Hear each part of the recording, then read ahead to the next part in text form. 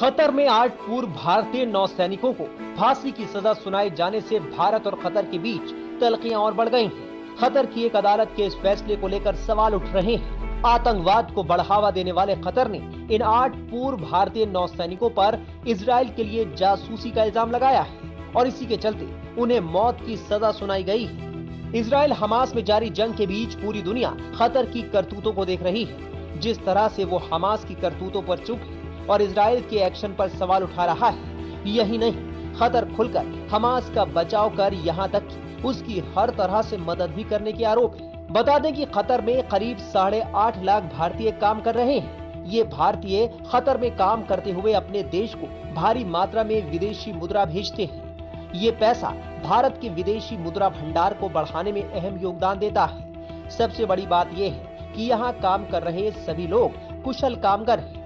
दुनिया भर में भारत के कुशल कामगारों की भारी डिमांड है। भारत अपनी कुल जरूरत का 90% गैस कतर से आयात करता है। भारत का दोहा में एक दूतावास है, जबकि कतर नई दिल्ली में एक दूतावास और मुंबई में एक वाणिज्य दूतावास रखता है। भारत और कतर के बीच राजनयिक संबंध 1973 में स्थापित हुए थे। हालांकि कतर पर आतंकवाद के प्रति उसके सॉफ्ट रुख को लेकर सवाल उठ रहे हैं। ये बात किसी से छिपी नहीं है कि दुनिया के लगभग हर आतंकी समूह हमास से लेकर अल-कायदा, इस्लामिक स्टेट, हिजबुल्ला, मुस्लिम ब्रदरहुड, अल-नुसरा फ्रंट को कतर फंड मुहैया कराता रहा है। अब कूटनीति में पूरी दुनिया में भारत का झंडा गाड़ने वाले जयशंकर के लिए खाड़ी देश कतर ने ऐसा टास्क दे दिया है जो काफी मुश्किल भरा होगा।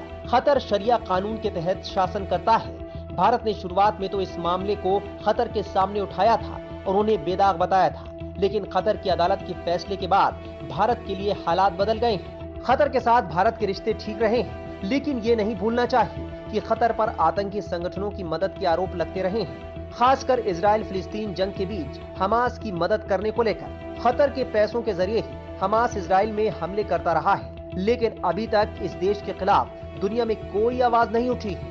तो फिर जयशंकर कैसे इस मुश्किल हालात से निकलकर विजयी बनते हैं, ये देखना होगा। टाइम्स नाउ भारत डिजिटल की रिपोर्ट।